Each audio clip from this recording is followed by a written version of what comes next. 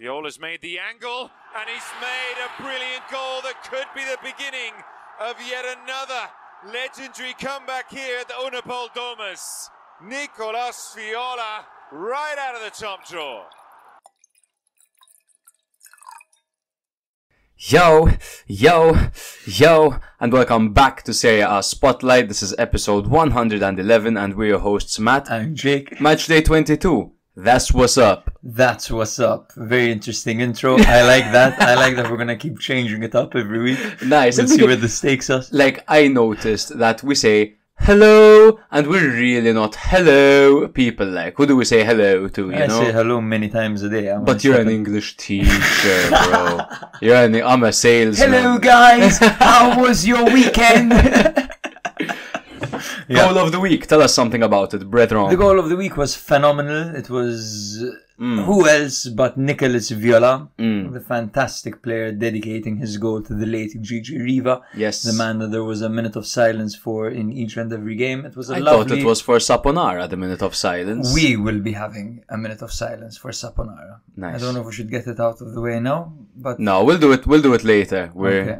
talking about our goal of the week. I am devastated. Of course. Devastated. Is it the Turkish league he's at the now? Turkish league. Come on, Turkey. I hope you're ready for what's it called? What's their league called over there? The Turkish Super League. The Turkish Super League Spotlight. We're your host, Jake. So, the goal of the week was fantastic. Nicolas Viola, it was... the comeback was on when he scored that, but of course, Cagliari couldn't quite do enough to penetrate Torino one more time. When there's that much power behind a strike, you don't expect it to curl so much. Yeah, absolutely. The technique and power with which he struck it was amazing, and this happened on Friday, this goal. And we looked at each other, we're like, no matter what happens, this is our goal of the week. Baldanzi had a close contender, yes. Baldanzi had a very, very good goal, because you don't expect a slow shot like that to be so well placed that it keeps, from outside the area, to keep Szczesny rooted to the spot like that. Delicious. If you know how Toni Kroos scores his goals, that's the best way to describe this. It was such a Toni Kroos-esque goal. And Baldanzi has struggled a bit to assert himself into this team. To the Empoli side, and he's recently been rumoured to be leaving as well. Apparently Roma are very interested.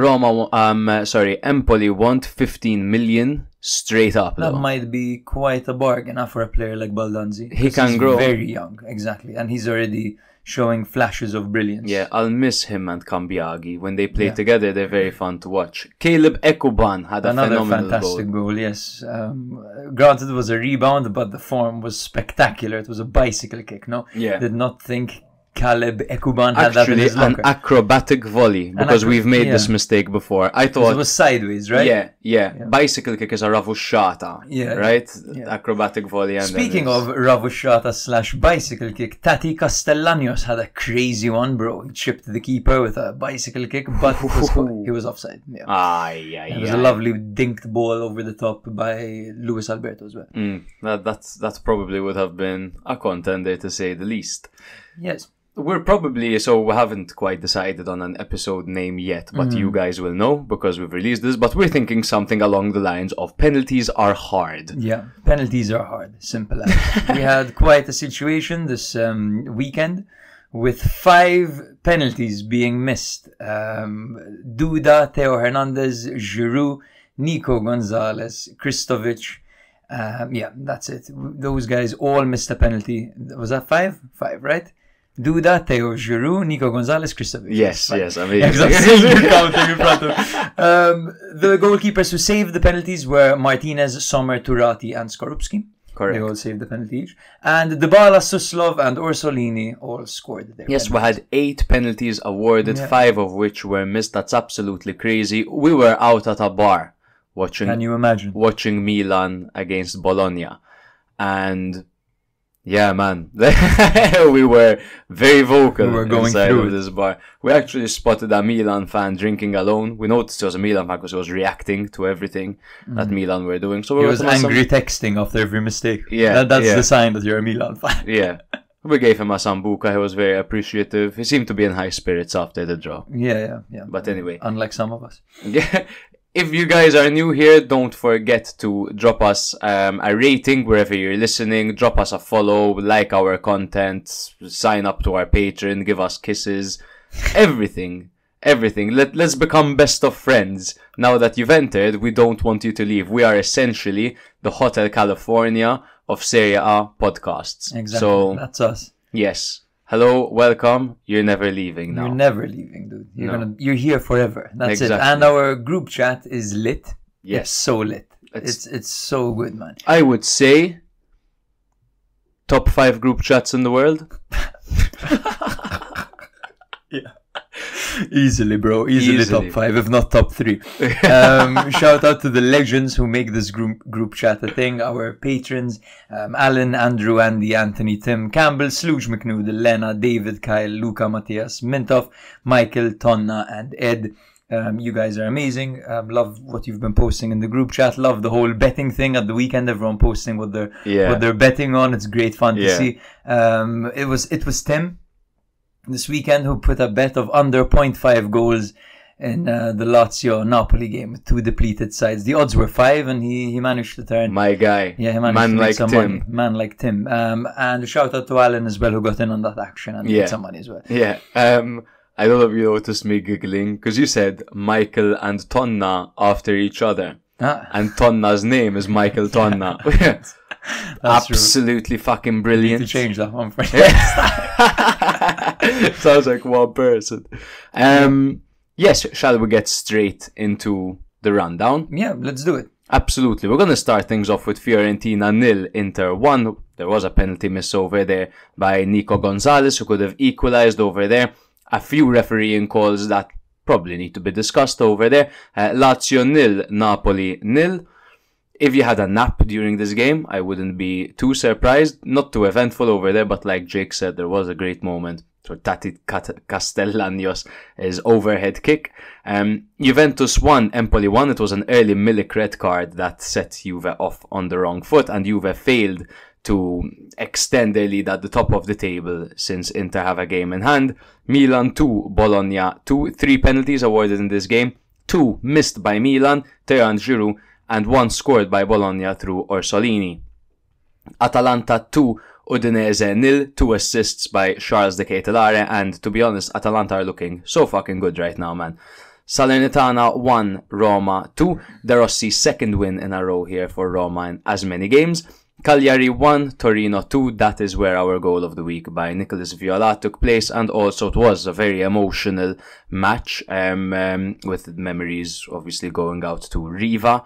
Genoa 2, Lecce 1, another missed penalty over there, and what could have been a great goal by Albert Gudmundsson, a free kick from miles out that hit the woodwork and bounced off the line only for Retegui to turn it in. Monza 1, Sassuolo 0, Colpani getting on the score sheet over there, his first goal in 9 matches, and Verona 1, Frosinone 1, where we had another missed penalty, this time by Duda. Yeah, very eventful match day. It was quite promising for Milan, seeing Juve drop points for the first time in what feels like forever. Yeah. But it's a shame that they couldn't get it over the line, and they currently find themselves on an island, bro. That third place is an island. Yes. Because you're not close enough to really compete for the Scudetto. And I know that before this Bologna game, we had a conversation about that. We were like, are Milan's still in it? And technically, okay, Milan aren't out of the Scudetto race, but it's very, very difficult. They're still not out of it. They're still not out of it. It's just that many points need to be dropped. And at the rate that Inter and Juve are going, I can't really see them dropping many more points. No. Granted that, of course, the Champions League ties need to take place. Yeah. We don't know who they're going to draw. We don't know how far they're going to draw. But the odds are against Milan right now. And I think no one in their right mind would bet on them, because they would have to pretty much have a flawless run from here on out. Yeah. While the others need to make mistakes. Milan aren't too far from a flawless run in that sense. I'm just looking at their last 6 games over here, where there are 4 wins and 2 draws.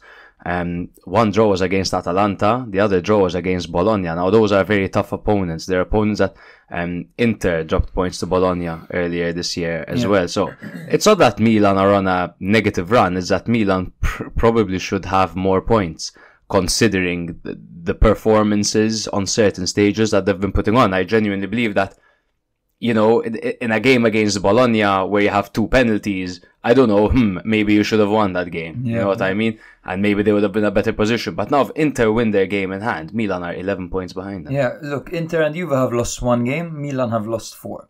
Inter have conceded 10 goals, Juve have conceded 13 goals, Milan have conceded 25. There's still a bit of work to do with Milan. Granted, they were balancing the group of death along with everything, the injury crisis at the back, you know. All these factors, of course, play a part, but I don't think it was really Milan's year this season. It hasn't been Milan's year. No. Let's just say that. Absolutely not. But without further ado, I think we should jump in to discuss the first game that we're going to be covering. Yeah. Fiorentina 0, Inter 1. The previous encounter was a 4-0 victory for Inter very early on in the season, where we thought Fiorentina were going to be shite this season. Yeah. Both sides didn't play Matchday 21 as they were in Saudi Arabia playing in the Super Cup.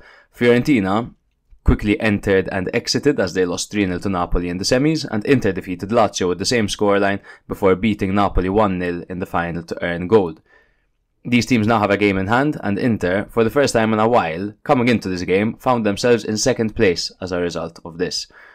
Inter had Hakan Çalhanoğlu and Nicola Barella suspended and Juan Cuadrado injured. Fiorentina had Cristiano Biraghi banned, Castrovilli, Dodo and Oliver Christensen sidelined, and Kwame at the African Cup of Nations. Sotil pulled out in the warm-up, replaced by Mbala and Zola. When it came to the lineups, it was a 4-2-3-1 formation for Fiorentina with Terracciano on goal and a backline of Parisi, Ranieri, Martinez, Quarta and Faraoni. They had Duncan and Arthur in the double pivot, Bonaventura out on the left, Icone out on the right, and Beltran playing behind Inzola. Interesting, obviously, to see these 2 strikers playing together, especially due, obviously, because of the injury crisis. You guessed it, it was a 3-5-2 for Inter, Sommer in goal, backline of Pavard, De Vrij and Bastoni. Darmian and Augusto were the wing-backs with Frattesi, Aslani and Mkhitaryan in the middle, bit of rotation going on over there. Lautaro Martinez and Thuram up front, absolutely no rotation going on over there, obviously. Now in the 13th minute, Faraoni did exceptionally well to slide in and intercept a square pass by Thuram to Augusto, who would have had an open goal had it not been for the excellent defending of the veteran Faraoni. 1 minute later, from the resulting corner, Lautaro headed in Aslani's near-post cross to open the scoring. Fiorentina complained due to a push by Lautaro on Parisi, who went to ground, but the referee deemed the contact too soft. And to be honest, I agree with the referee. Yeah, same here. I don't think there was enough in that. He really made a meal out of it, and I feel like the fact that he made such a meal out of it didn't help him at all. No. It looked pathetic, to be honest. Yeah, I almost recommended testosterone replacement therapy to him. He went down so easily. In the 30s, I am not on TRT because that's what it sounded like. Yeah. I was going to recommend this thing I've been doing, man. Yeah, I'm on steroids. In the 32nd minute, Terracciano denied Frattesi's strike from just inside the area, getting down well to deny Inter a second. And 2 minutes later, it was Sommer on the other side who produced some heroics, denying Bonaventura's half volley from inside the area with a one-handed stop, tipping it over the bar. In the 54th minute, Parisi's cross shot only needed the faintest of touches to go in, as Sommer was rooted to the spot. However, no one was there to guide the ball in, and the ball curled just wide. In the 69th minute, Nzola received the ball with his back towards goal, nudged off De Vrij and turned to shoot only for Pavard to block the strike excellently, and the ball rolled into the hands of Sommer. Bonaventura was wide open and would have had an open net had Nzola passed the fucking ball. Just look up, man. Yeah. 74th minute, penalty awarded to Fiorentina. Sommer essentially punched Nzola in the face. After punching the ball away, the follow-through did land cleanly on Nzola, who went down in quite a bit of discomfort. Fiorentina had almost capitalized before the call was made, but Pavard headed off the line. Nico stepped up and attempted a Jorginho-style penalty, which was easily saved by Sommer, to say the least. It's funny to see him opt for the Jorginho-style penalty when Sommer is the goalkeeper who recently saved 2 of Jorginho's penalties on international duty. He was the first one to save a Jorginho penalty, actually. And I feel like Fiorentina should have had that knowledge. Nico Gonzalez should have had that knowledge. There are many curious things about this situation. So first of all, yes, it's true. It is a Jorginho-esque penalty, but that's the way that Nico Gonzalez has decided that he wants to take penalties. He's been taking them like that all season, and so far to perfection. However, one common thing that Alan sent on the group chat this morning actually, is that the last 5 Nico Gonzalez penalties were identical. The same skip, the same jump, all in the bottom left corner, all of them. It's surprising that a player at that level doesn't change it. Like, what the fuck are you doing? Honestly, are you dumb? Like, honestly, like, I don't say this often, but there's so much tape. These guys do their homework. They do their research. Yeah, but do you think Sommer wouldn't have been watching the penalties of their number 1 penalty taker when it's not only that. Like you shot them all at the bottom left. You're 100% right. Maybe even I would have saved it had I had the knowledge that 4 of his previous penalties all went in the same corner with the same run up. I'm like, okay, if he's doing that run up, he's definitely doing the same thing. Like, but Sommer, bless Sommer in the sense, he is one of the few goalkeepers that stands his ground until the ball is shot and doesn't commit from before. Many people, especially nowadays, have been just guessing and jumping. Yeah, another keeper that does it, and I sing praises to him for that, is Donnarumma. Yeah. But Donnarumma has significant height to his advantage, so he could always commit in time even after the ball was struck. Sommer needs to be a little bit more athletic and a bit more acrobatic to pull off those saves. And Sommer, 13 clean sheets actually now, the most in the top 5 leagues. How much is it him and how much is it into his defense? He's been pretty good, man, and I feel like when the season kicked off, he didn't have much to do, so we couldn't really see what he had to offer. But nowadays, man, he pulls off a good save, like a great save every single game. Yeah. He had a good one against Fiorentina. More than one good save. He had one, I believe it was on Bonaventura. The half volley from inside the box. Exactly. He tipped it over the bar. So acrobatically. As you said, yes. If goalkeepers like Donnarumma are blessed with their reach, he's blessed with Ochoa-like reflexes. Yeah, exactly. Yeah. He's a fucking cat, and obviously highly rated at Mönchengladbach. Replaced Neuer at Bayern Munich after Neuer was out for a while. So it's no secret he's a great keeper. Inter are great at making these coups where they get fucking world-class players at no cost whatsoever. I have a note here, the importance and consistency of Lautaro Martinez. Because like he's totally stepped up, and I think this is the first season in a while where he hasn't had a dry spell halfway through yet. Okay, yet. 19 goals in 19 matches. Yeah, he's become prolific, man. And if you think about the reputation that this guy had a couple of seasons ago, he was an up-and-coming striker. Some would deem him to be wasteful, doesn't always take them. Kind of like how Thuram is now. He's good, Thuram's great, but he still misses those good chances. Lautaro had that rep, and he was really he was like that. Nowadays, he's become lethal, and it's crazy that even in games where Inter don't stand out as the much better or superior side, or in a game where Lautaro is pretty much quiet, he still manages to find the winning goal. Yeah.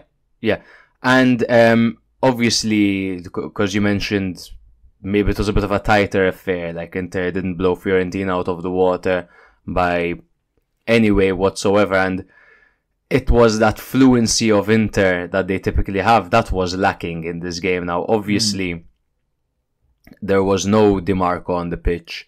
There was no Barella on the pitch, and there was no Hakan Çalhanoğlu on the pitch. Yes, if you makeshift midfield completely. Yeah, Frattesi, Aslani, Mkhitaryan. If you tell a Prem head that midfield, they'll roll on the floor laughing. If you mention that midfield to them. Carlos Augusto obviously is a great player, but Di Marco is the creative outlet for Inter. So the fact that Inter won this game with a clean sheet, when you could say that, I wouldn't say a decimated side, but an experimental side. Aslani really hasn't gotten minutes, and he was there looking decent, you know what I mean? And Inter still managed to get away with a win. it's becoming plug and play, isn't it? Yeah. For Inzaghi, he's really asserted his system over there. Granted, it was something that wasn't totally new to these guys, having played for Conte. Yes, but Carlos Augusto was super, and he didn't give Inzaghi a reason to introduce Di Marco. He basically showed him, listen, I'm capable of holding my own over here. I can finish the game. And he demonstrated that because he worked tirelessly, and this was the Carlos Augusto we got to know at Monza. I'm truly back in full flow. Inter do look fatigued, of course. They have had quite a few fixtures overlapping. Yeah. And overseas as well with the... I believe it's hot in Saudi Arabia right now. Correct me if I'm wrong. It must be fucking steaming. But they did look fatigued, yes, and that's why we saw those changes and we saw a lack in fluidity whatsoever. But what do I always say? Good teams always find a way to win. I want to highlight the performance of Benjamin Pavard, and not just in this game, but ever since joining. Yes, he had been out with an injury for a while. But if you look at the statistics, he's actually been an incredible defender. We're used to seeing him, even for France, in more of a right wing back role, right? As a right back. He has that fucking famous goal for France against Argentina. Couple of World Cups ago. Which makes me think he's old, but he's only 27 or something like that. But I was expecting to see more from him going forward, but slotting into that defensive role, I quite like him over there, man. And obviously Bastoni, he fit in like a glove, Pavard. He's come in, and to be honest, he does the type of job that you don't even notice. It goes under the radar, and then when you watch closely, it's not like you're seeing mistakes or anything like that. It's perfectly flawless performances, one after the other. That's been the tale of his Inter journey so far. Bastoni, on the other hand, has a lot to work on defensively, in my opinion. However, in a back three, it works perfectly. I think if Spalletti were to deploy him in a back four for the Italian national team, people would be surprised by the mistakes that he would make. Yeah, I agree with you. I agree with you 100% over there. Often as well, caught out of position, but I guess that is the nature of his role. Yeah. For him, he always has De Vrij, Pavard, Bissek, Acerbi. He always has one of those guys to cover for him. He's a playmaker, That's his main role over here. Now, shall we discuss the controversy? There were 3 calls that caused speculation among the 2 sets of fans. So there was the initial goal, we both said nothing doing, and Parisi should hit the gym, essentially. The second one, there was a thug by Bastoni on a Fiorentina player inside the area. Where he gave up on the ball and him to the ground. Luca Marelli actually said that should have at least been a VAR check, and that VAR checks do typically. Fair enough. I'm always of that opinion too. I think if it's there, check it. I think if it's there, check it. If there's something that looks shady, check it. Yeah. Simple as, Yeah. Now, the third one is the one that typically has divided rooms, and it is the penalty that was awarded to Fiorentina for the punch by Jan Sommer, punching the ball away, and his follow-through landed on Nzola. I am of the opinion that this was a penalty, because the rules clearly state that even though if you get the ball, if there is dangerous play following that, we often see 50-50s where players go clattering into each other for the ball. A player would knock the ball away and then plant his studs on the shin of a man, and he gets a red card because despite getting the ball, there's violent conduct over there. Unfortunately, a punch with force in the face, unfortunately for Sommer, naturally, it can be considered violent conduct, especially since it's to the head. So to me, that is a penalty. I understand that obviously he got the ball first, but I don't make the rules. I totally disagree with you. 1, because you're wrong, and 2, because you're fucking stupid. I think you are straight up the stupidest person I've ever met in my life. You're a stupid mustache having ass bitch. You're bald and dumb. How's that pen and paper going for you? writing down what you have to say next because of your shit memory, you idiot. Just FYI, I'm writing these things down so I don't say something inappropriate. Because if I leave it to my instinct, I might say something I regret. I'm kidding. Of course, bro, in my opinion, so I think I'm of the opinion that goalkeepers need to be protected in their box. The box is the territory of the goalkeeper. If a cross comes in and the goalkeeper rushes out to punch the ball, he's got every right to do so. If he makes contact with the ball first, the follow-through should not matter, in my opinion. Granted, there can be unfortunate events where you end up literally cunting a guy in the face, like what happened here.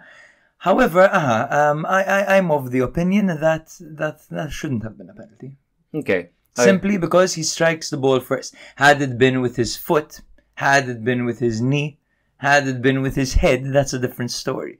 But with his fist, it was a follow-through that hit him. So if you, as the striker, and me, as the goalkeeper, you're entering a scenario where you also have every right to go for the header, and I have every right to go collect it, right?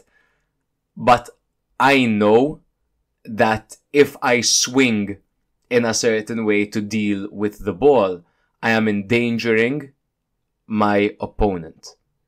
Do you think it is fine for goalkeepers to enter certain duels in a rash manner with the risk of harming their opponents? Yes, if the striker should have enough presence of mind to know that this goalkeeper is rushing at me and I'm not going to get there in time.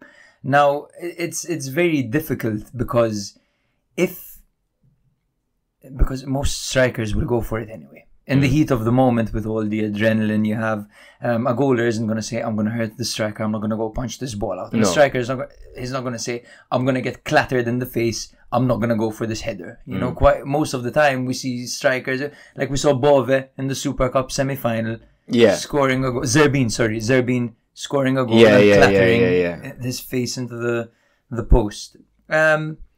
Yes, I think that they need to have enough presence of mind to know that they're risking it going out with the goalkeeper like that, because that's his territory. Yeah, I completely understand. I disagree because it's still a 50-50 duel between two men. And it doesn't matter to me if it's inside the box. It doesn't matter if it's in the center circle. Giving that fades the rule a little bit. Because then, What the rule's the rule. The rule is that that if the follow-through is dangerous, then it's a foul. But does that rule apply to goalkeepers too? I know that's the rule for outfield players, but I'm not sure if that's the rule for goalkeepers. I was sure that goalkeepers were more protected than outfield players. I think at the end of the day, the reason that this was given as a penalty, and probably the reason why I believe that this was a penalty, is because at the end of the day, Nzola got punched in the fucking face. He got punched in the face when trying to score a goal. And to me, that's violent. That is as violent as conduct, as violent a conduct as it can be. Yeah. He literally got punched in the face. But fair enough. I don't want to. It's a weird one, right? We always imagine say, going to the monitor and not giving that. You know what I mean? Like, it's weird. It's weird. It's a difficult one. I would hate to be the referee in that scenario. But like we always say, we're not fucking professionals. It's my least favorite thing in the world, honestly. But yeah, a call went against Inter. Huh? Yes. And that's something to write home about.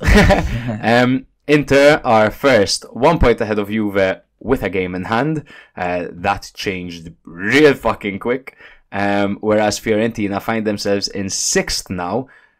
1 point behind Roma in 5th. Look at Roma, huh? Look at Roma. Living life without Mu. Yeah, flying. Yeah. Lazio Napoli happened and there was a lot of hype and it disappointed everyone. The previous encounter was a 2-1 victory for Lazio. Luis Alberto and Zielinski scored and then Kamada came out with the winner, if you remember that. Oh, yeah. Napoli had Anguissa and Osimhen still away on international duty. Caiuste was unavailable because of a yellow card accumulation. Kvaratskhelia as well, if you remember. Both of them got silly yellow cards. Caiuste was basically begging for one. Yeah. And Gvara got one in the 94th minute for complaining. Meret was out with a muscle injury, of course. Nathan out too. Oliveira, Simeone, and Hamad Traore, the new boy, new arrival, formerly at Sassuolo. Welcome, Hamad. Welcome. Immobile, Patrick, and Zaccagni were out for Lazio. So the lineups were a 4-3-3 for Lazio with Provedel in goal, Lazzaria, Marzic out on the flanks with Gila and Romagnoli at the back. Guendouzi, Cataldi and Luis Alberto were in the middle. Luis Alberto entering the 11 again for the first time in what feels like a while. Isaacson was out on the right, Felipe Anderson out on the left with Valentin Castellanos starting up front. Now, weird, they're not hearing Tati Castellanos. Yeah. Valentin. It's very... Tati is the brand, eh? Yeah, it's all about Tati. It was a 3-4-2-1 formation for Napoli. If you listen to our last episode, we highlighted that Mazzarri had introduced his 3 at the back formation in the Super Cup because he'd basically given up on the 4-3-3 due to how terrible it had been going. Not quite Hamsik, Lavezzi, Cavani up front though. Yeah, because that's quite the Mazzarri's 3-4-2-1 that we're used to at Napoli. Yeah, not quite the same at all at the moment, at least. Maybe with Guevara and Osimhen it can change a little bit. Yeah. It was Gollini in goal. The rapper, hit me, Matt. Gollini. Thank you. Juan Jesus, Rahmani and Ostigard were at the back. Di Lorenzo on the right, Mario Rui on the left, Lobotka and them in the middle with Politano and Zielinski playing off the very narrow shoulders of Raspadori. You have to do bro dirty like that. Of course I do. Tim and Alan won their bets. Well done, lads. Yes, conjubulations. Conjubulations for putting your under 0.5 bets. Very clever. Both teams, of course, struggled this game. Okay, and it was detrimental for both sides as Atalanta's victory pushed them both down away from that Champions League spot. So yes, the first half started, there was minimal action, slow play. Isaacson was lively and his long-range attempts failed to hit the target. I believe it was also Cataldi who had an audacious attempt from way out, but he was nowhere near goal. So it was basically both teams just shooting from a distance, trying to create these half chances, if you would even call them that. The second half showed some promise. There was an offside call that negated a spectacular goal by Castellanos. This would have been amazing. Alberto played the ball over the top. Tati chested it and bicycle kicked it over the keeper. So he chipped the goalkeeper with a bicycle kick. It would have been absolutely incredible. Vecino had a moment of idiocy where he should have headed the ball across the face of goal, but instead went for goal himself in the dying moments. Can't stand that. Hate it. It's a standard routine, please. Hate it. He also failed to hit the target with his head a minute later, so he was brought on to make the difference, and he failed to do so. Those were the clearest cut opportunities, and that pretty much sums up this snooze fest of a game. Matthew's yawning. It was a monotonous game, and it concluded with no winners and bitter disappointment. Honestly, the most interesting thing was seeing Ngonge and then Donker in a Napoli kit. Yeah, and the referee getting an injury. He pulled his ass cheek. Yeah, did he? They put the magic spray on his ass cheek. God damn. Yeah. His gluteus maximus. So one thing that I want to point out is that Napoli had 0 shots on target. I thought that Lazio were, to be honest, slightly better this game. It's true that Napoli dominated possession, but at least Lazio shot. They had a shot on goal. They had 7 shots in total, while Napoli just had 2 shots, none of them on target. Well, they were definitely the team that was more likely to score. You know what I mean? When all you have to do is look at the attempts and the XG. Now, I don't think either team did anything close to deserve to win the game. I think it was a very cagey affair. None of the teams let loose at any point and played the flowing brand of football that both teams are quite used to. We know that Lazio in full flow and Napoli in full flow are two vicious teams when it comes down to it. But this was more of a cautious approach. I think both teams are flirting with the idea of top 4, and none of them really afforded, with the positions they find themselves in, to lose 3 points. It was one of those games where not losing points was more important than actually getting points, winning points. One thing that I want to say is Isaacson, bro, needs to relax, I think. In what I think he needs to calm down, man. He strikes me when I watch him play. I get nervous for him. He's nervous. I don't know what it is about him. He plays with a lot of urgency, man. He gets the ball and he's like he's dying to prove himself. He's dying to get that ball into the box. He's dying to shoot. He's devastated when he hits the target. He's constantly looking around at his teammates with this face like, I can't believe I missed the target over there. I think if he relaxed and played his game without all this fucking pressure, he would do much better, man. Because he's lively, he's good, he's all over the place. I like his accent. He's good. He gives them a totally different avenue down the right side. He had a lovely ball to Tati Castellanos at one point in the middle as well. It was slightly behind him, and Castellanos went for a spectacular finish. He tried to pull it back with his studs, kind of like a back heel kind of thing. And you can see his accent so devastated, bro. Yeah. Relax, it'll work for you, no problem. But you know what? On the other hand, and then so there's calm down, don't play with too much pressure. Then on the other hand, football's cutthroat. If you don't prove yourself in 6 months, they'll bring in someone else who can totally steal your spot. And that's so it's difficult to balance, man. That's it. Like you look at CDK's short time at Milan, exactly. It could have ruined his life. You know what I mean? Had he not been doing so well at Atalanta. You've seen players never recover from one bad season. Yeah. You know, they get the curse. But yeah, I think he's a very talented player. It's true, he is very like hard on himself in that sense, but I think with more time will come more confidence, and I think he'll be just fine. And even I feel like he could take another second before he fires his shots. You know what I mean? I feel like he does everything a bit too quickly. Maybe that's just my observation. Yeah. Well, he's probably getting used to Italy, where I don't know where he was before, but I want to say the Swedish league maybe.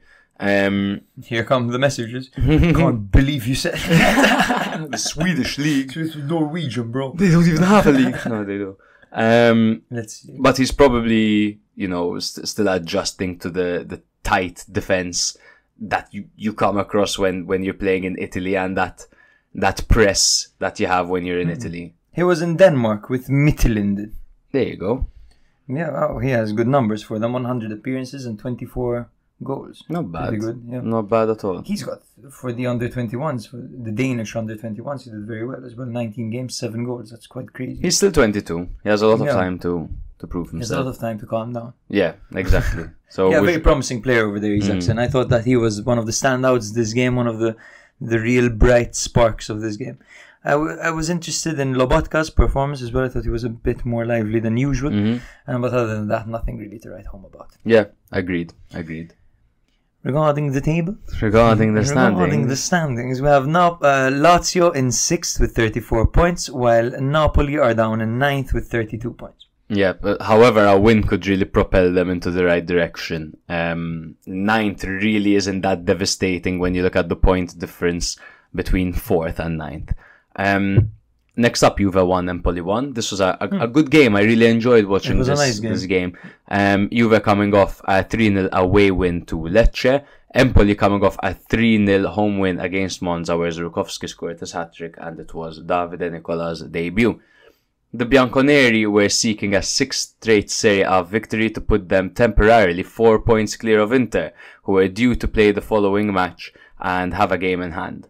Danilo was rested, as he was 1 yellow card away from missing the Scudetto showdown at San Siro, with Chiesa, Rabiot and De Sciglio injured. Bastoni, Kovalenko, Destro, Guarino and Tyrone Ebuehi were still injured for Empoli. It was a 3-5-2 formation for Juve, with Szczesny in goal and the backline of Sandro, Bremer and Gatti, Kostic out on the left, Cambiaso out on the right, and a midfield three of Miretti, Locatelli and McKennie, with Vlahovic and Milik up front. You'll find out soon why starting Milik maybe wasn't the brightest of choices. The like-for-like 3-5-2 formation for Empoli as well, with Caprile in goal and the backline of Ismaili, Valukevic and Luperto. Giassi out on the right and Kakachi out on the left, with a midfield three of Żurkowski, Grassi and Male, with Cambiaghi and new boy Cherry starting alongside each other up front. Now in the 5th minute, Vlahovic went for a goal from a free kick from miles out, showing the confidence the man is sporting due to his recent form. It was well saved by Caprile, who was in fact challenged.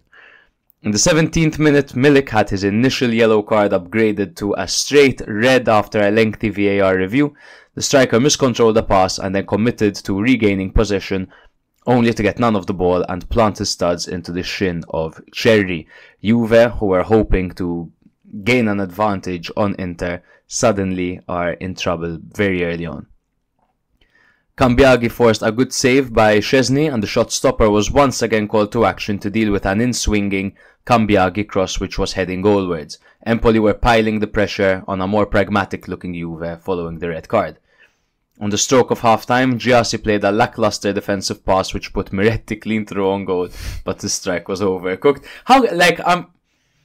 Because serious spotlight was shitting on Giassi. No! Giassi's fuck-ups always make the highlight reels. They literally always make the highlight reels. They're always bad, bro. We just talk about it. He's the one making the mistakes every week. First he was starting up front and he couldn't stop missing chances. Now they put Matt right wing back and he can't stop playing the opposition clean through on goal. When are they going to realise that Giassi is not a good player? It's as simple. I have never watched Giassi and say, Giassi's good, man, this Giassi. I never said that ever. He's got two things about him, Giassi. What are they, bro? So, first of all, his industry. He doesn't stop, okay? Granted, fair enough, okay, there's that. He's got his industry and he doesn't stop. Second of all, he pulls goals out of his ass in the biggest, most difficult moments, bro. Like when against Milan, bro, for Spezia, for example. This guy is still salty about what happened 3 years because ago. It's true. He scored one even this season. I believe he scored a goal.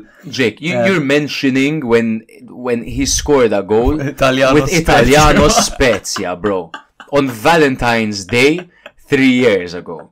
Or 4 years ago. It could have very much been 4 years ago. It was 4 or 5 years ago. And you're talking about that one time he did something. Yeah, but no, he's got a knack for scoring big goals, honestly. We'll do a stat check after this game. But that's all. That's it. When it comes to technique, when it comes to composure, when it comes to playing flawlessly, he doesn't do any of that, no. Your memory is crazy. That was like 4 or 5 years ago, genuinely. I remember, though. It was a big goal.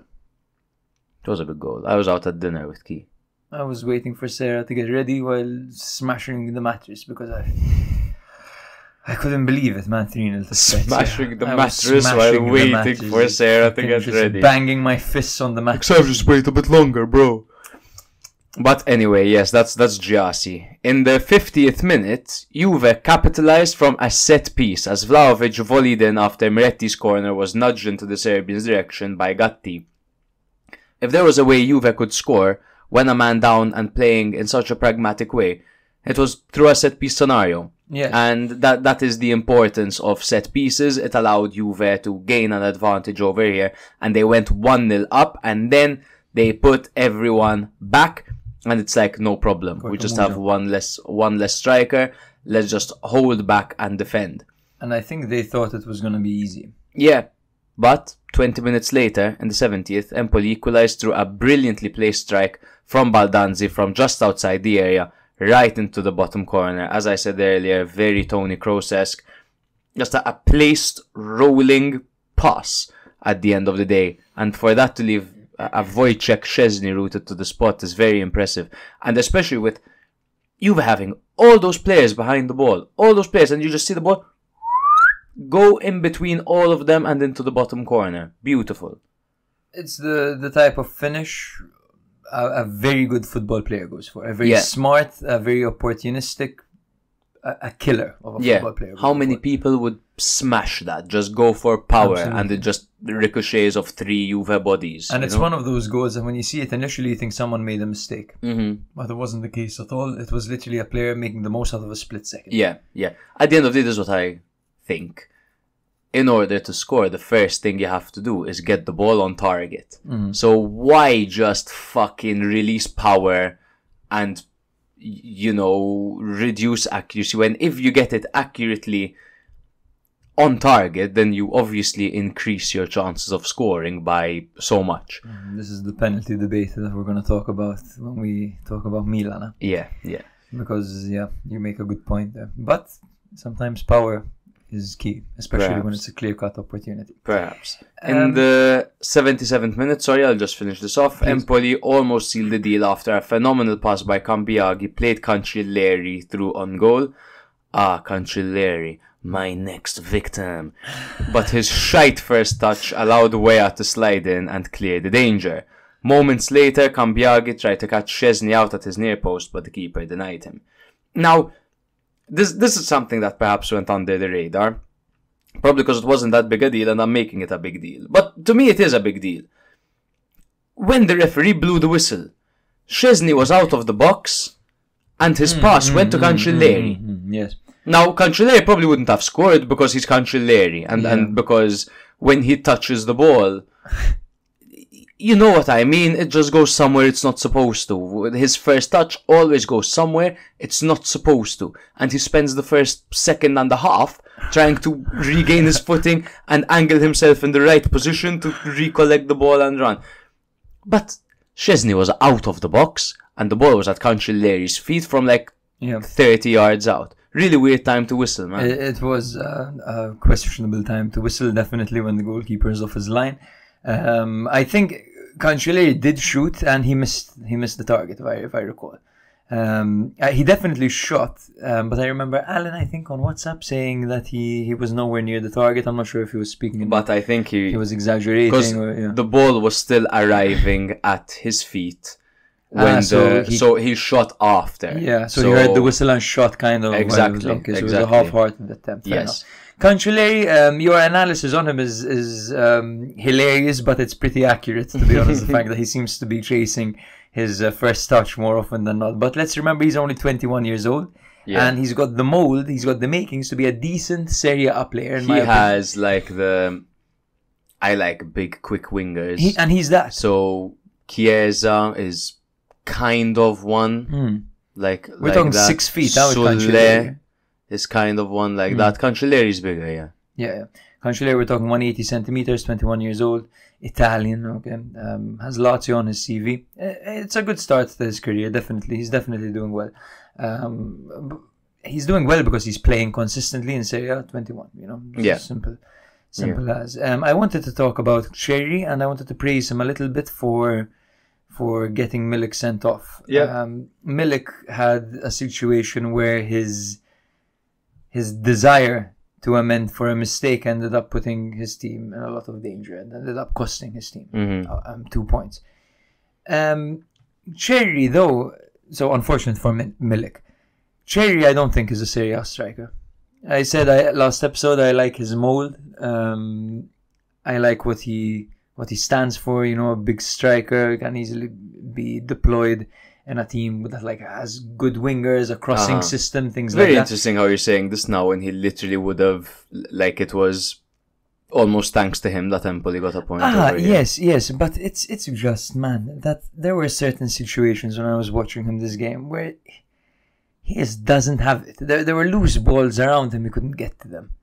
There was, at one point he was played, all he had to do was take a first touch and take 5 steps. He would have been in a good shooting position, one-on-one. He couldn't even do that, you know, and he's not young anymore. I checked now, he's 27 years old. I remember Cherry's been around for a while, and he's been the same mold of a striker for a while. It just seems that his desire seems to have faded. He's not the player that Nicola or Empoli want. He is the mold of player that they want, because they've got Cambiaghi and they want to have the Lukaku, Dybala kind of dynamic. Yeah, that's the dynamic that because they can start Baldanzi and Cambiaghi up front together, you know what I mean? But that's not what they want to do. They can also perhaps try start Cancelleri over there. Maybe he can take one touch and score with it. Or Jazzy, bro. Jazzy, yes. Start Jazzy over there and they'll instantly get relegated, bro. I swear to God. In this game, there are 2 things to look at. So, firstly, Empoli, in the sense that they won their first game under Davide Nicola's management, 3-0 against Monza, very convincing. Second game, they're playing away against Juve, who just got first, and they managed to get a point out of it. Now, in the opening 17 minutes... Bro, I can't believe what I've seen. Okereke has joined Torino. Yes, he's back. Okereke joined Torino, back with the fucking celebration, Yes, bro. I was thinking about him recently, funnily enough. Boateng is at the Salernitana headquarters. Okay. Kumbulla has gone to Sassuolo, so they've just brought in another mech centre back. Yeah, a lot going on. And Bellotti joined Fiorentina. Sorry, I've just opened my phone and I fucking gasped. It's confirmed of Bellotti to Bellotti Fiorentina. to Fiorentina, yes. On loan. They even posted a picture, Fiorentina. And guess what they posted? A cock in a cage. Oh my god. No, That's it's a cock amazing. behind the net, yeah. It's a cock behind the net.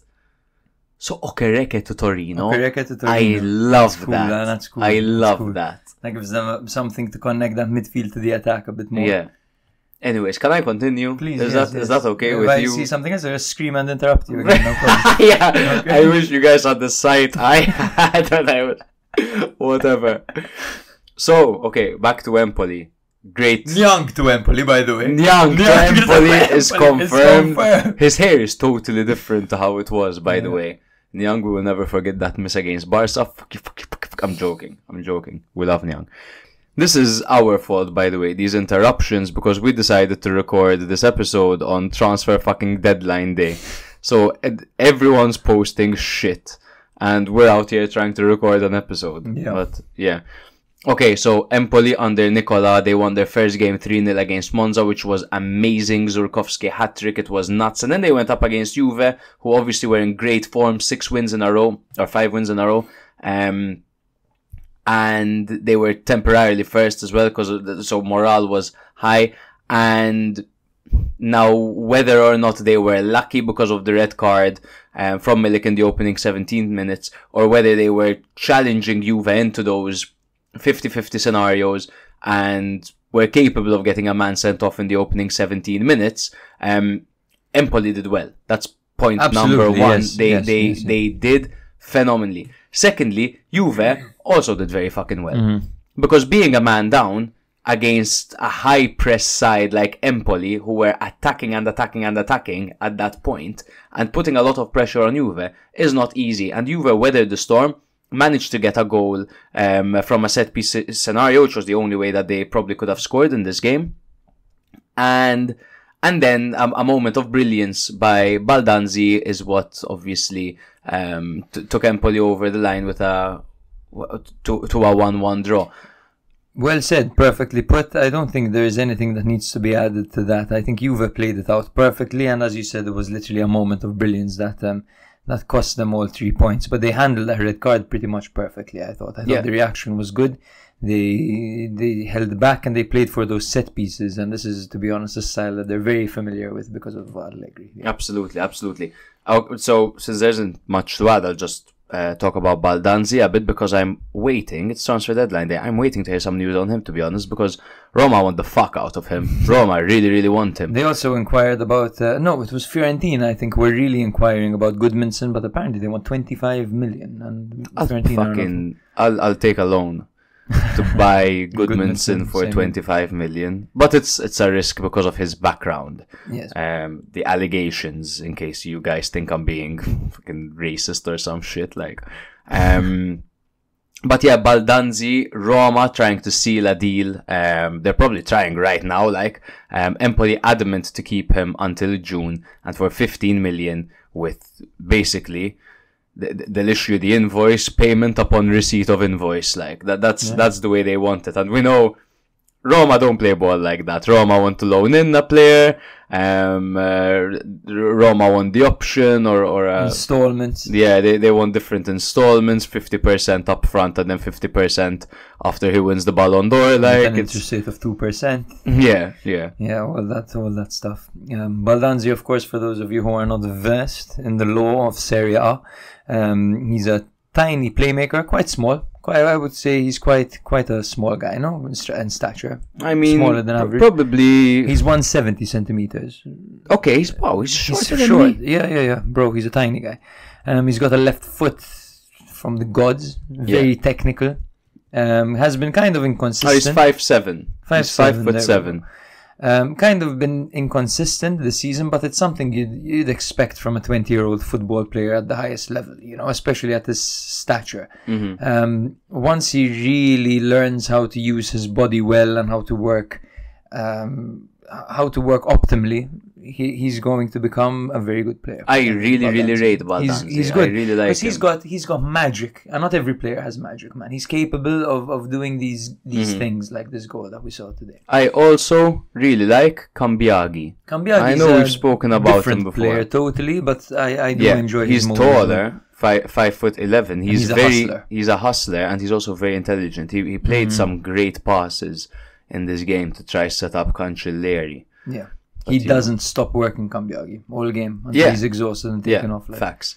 Juve, second, 53 points, one behind Inter, but, Inter have a game in hand. Empoli, one before the last still. Just 1 point behind 17th place Udinese and 18th place Cagliari, though. Milan took on Bologna. No! Yep. And the score was 2-2. The previous encounter saw Milan beating Bologna 2-0. As there had actually been a trend of Milan beating Bologna with ease. That was the opening game of the season where Pulisic scored. Giroud and Pulisic, exactly. Yeah. Puli, USA, that whole thing, yeah. Missing players for Milan. Benacer came back from AFCON with an injury, of course, as usual. Caldara's out, Kalulu's out, Pobega, Chow and Tomori are all out, and Chukwueze is also away on international duty. While on the other end for Bologna, they are missing El Azuzi, who's also on international duty, Ndoye, Posh, and Sao Mauro. For Milan, it was the usual 4-2-3-1 formation with Magnan in goal, Calabria, Kier, Gabi, and Theo at the back, with a double pivot of Adli and Reinders, with Pulisic out on the right, Leao on the left, and Ruben Loftus-Cheek playing behind Olivier Giroud. For Bologna, it was also a 4-2-3-1, the two sides mirroring each other. Perhaps this could have been seen as Motta's audition for the Milan job. Skorupski was in goal with Christensen out on the left, De Silvestri out on the right with Calafiori and Beukema at the back. Abisher and Freuler were in the double pivot with Urbanski on the left, Fabian on the right, and Ferguson playing behind Joshua Zirkzee. Obviously, when we saw De Silvestri starting right back and Leao starting left wing, we're like, alright, do I bet Leao to score or assist? Because Leao fast, De Silvestri slow. But man, oh man. He won a penalty. That could be deemed as an assist. No? If he would have scored the penalty, it would be fair enough. Debatable, but fuck. So, the game started off back and forth, and in the 16th minute, darkness illuminated. That's the stupidest thing I've ever said. How can darkness illuminate? Exactly. So darkness took over the San Siro, and everyone in the stands put their phones with their torches on up in the air, and the screen turned on with a Martin Luther King quote. Everyone was clapping for Magnan, basically. Of course, the 16th minute, because Magnan wears the number 16. It was a very nice gesture. Yes. Anti-racism and all that. In the 19th minute, Rafael Leao created a chance for Milan. He tested Skorupski with a great shot. Later in the half, Zirkzee scored for Bologna, taking advantage of, how many rebounds, bro? I don't know. It was like a game of ping pong over there. It was crazy, man. Just clear the ball. Yeah, it was a game of let's see how many, let's see which defender manages to remain flat-footed the longest. So that's what the game was. Mattias just messaged Baldanzi to Roma. It happened? I don't know. I'm getting on it. Great planning, recording today. It is crazy. Roma agreed deal for Empoli talent Baldanzi. Alright, there we go. That's is uncanny. This official? That's crazy signing. Roma have reached a verbal agreement. Well, that doesn't mean anything. But we'll see. Yeah, it will most likely happen. If I had to bet money, I would say it'll happen. Yeah. So yes, bro, that Zirkzee goal was very well placed by him. Very suspect defending by Milan, and Zirkzee really took advantage of that to put Bologna in front.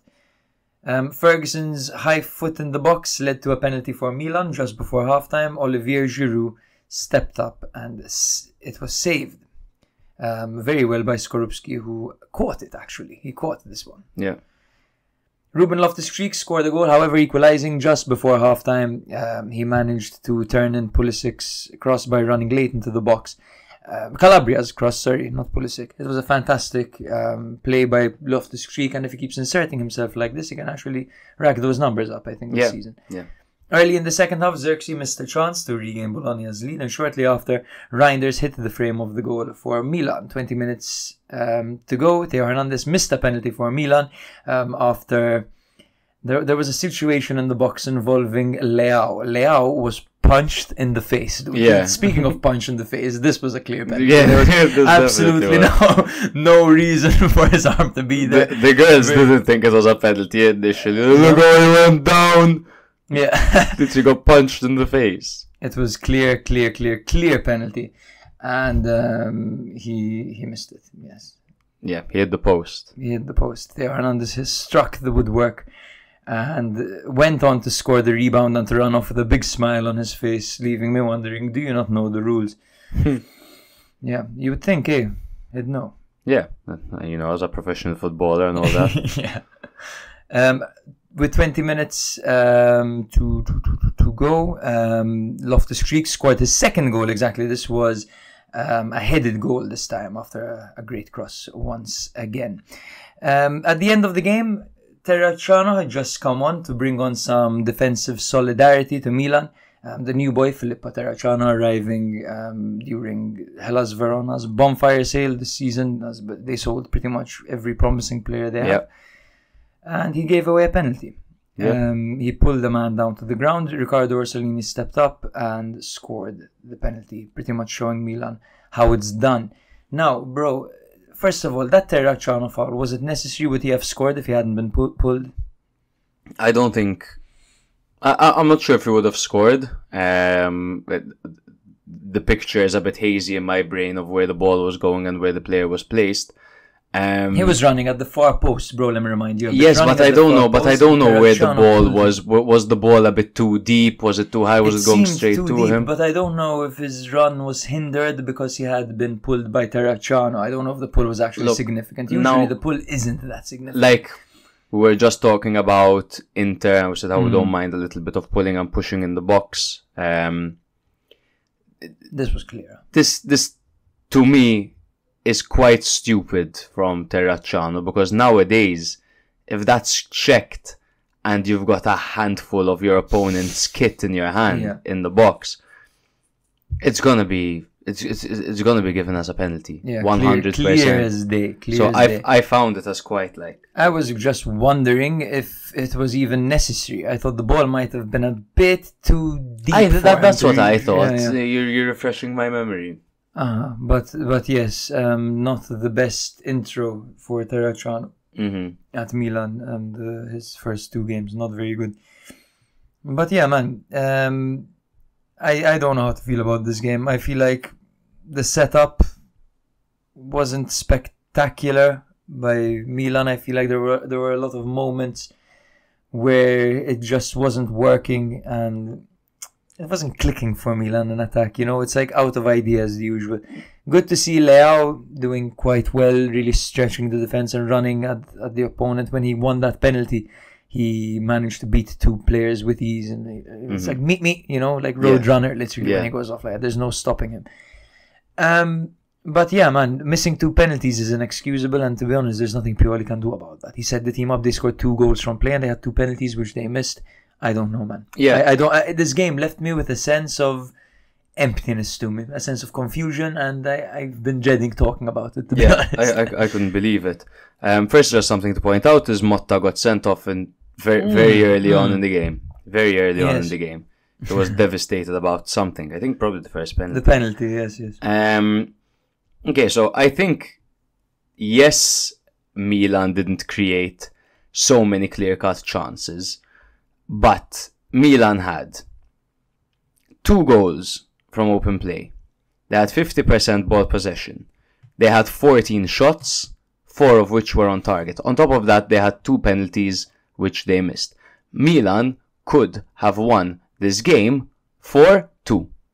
Milan could have scored 4 goals in this game easily by having a good rigorista. Well, Giroud typically is, and so is Theo, but it was an off day, confidence-wise.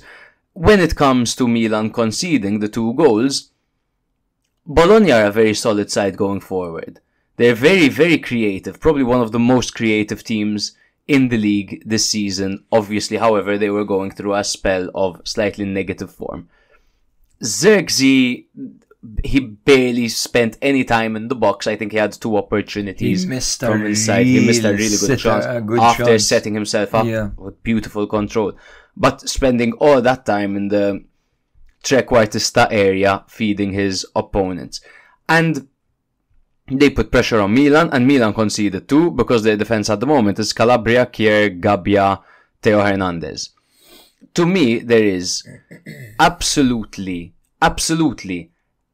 no reason to point any fingers at Pioli for the dropping of points over here. Look at the previous games and say perhaps the Napoli game, the Salernitana game, the Lecce game. These are all 2-2s, funnily enough. All the games that I mentioned, including this one. Look at those games and sure, you can criticize Pioli. But when you put your best available 11 out there, they score 2 goals. They miss 2 penalties, and then a new guy that you bring on for some defensive solidarity, this guy that was highly sought after by Fiorentina and all these guys, really clumsily gives away a penalty in the last minute of the game, and Orsolini steps up and scores the penalty. What is there to fucking... If I were Pioli, I would be absolutely fucking livid, man. Livid. Milan deserved to win this game. Especially 100%. When you miss the first penalty and you get another one, you make sure that that penalty is on target, man.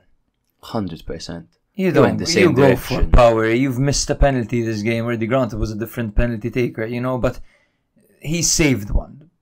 Hit it as hard as you possibly can. I know I've said this so many times on the podcast. But this is it, man. Just put your foot through it. Enough with the nonsense, man. If the goalkeeper guesses the right way and the penalty's soft, he might save it. If he guesses the right way and it's a rocket, there is a very small chance of him saving it, Yeah. Just put your foot through it, man. Put it in the back of the net. I don't get it. And you know what? I remember watching Theo step up for the second one, and I was like, okay, it's not a... Like, if Giroud stepped up to take the second one and missed it, I'd be calling Milan idiots for letting Giroud step up after just missing a penalty. So I'm like, sure, Theo Hernandez. And I remember thinking, another left footer. I don't know why I made that observation, but I don't know. Is it anything like? No, I doubt it. Bro, was Pulisic on the pitch for the second penalty? Pulisic was subbed off. Yes, he was on the pitch for the second penalty. Why doesn't Pulisic take penalties? I don't know, man. I think he's a big game player. I think he'd have the mentality to execute a penalty to perfection. Did you see Leao spoke out, said that he wants to take penalties from now on? Something of the sort. I'd be curious to see how he takes them. Hey. The ones we've seen so far in penalty shootouts have been okay. Alright, yeah. He's a confident guy, man. Dude, I would have had Kier on both of them. Bro, Kier. Do you remember? Yes, I remember. Every shootout I've seen when Kier was there, man, he took the best penalties. True. Honestly. True. Like, top corner, no nonsense, mad attitude. Yeah. Tele Lombardia, bro, claimed that... Now listen to this. What universe are we living in right now, bro? Tele Lombardia claimed that Zlatan Ibrahimovic has reached an agreement with Conte to become Milan's manager next season.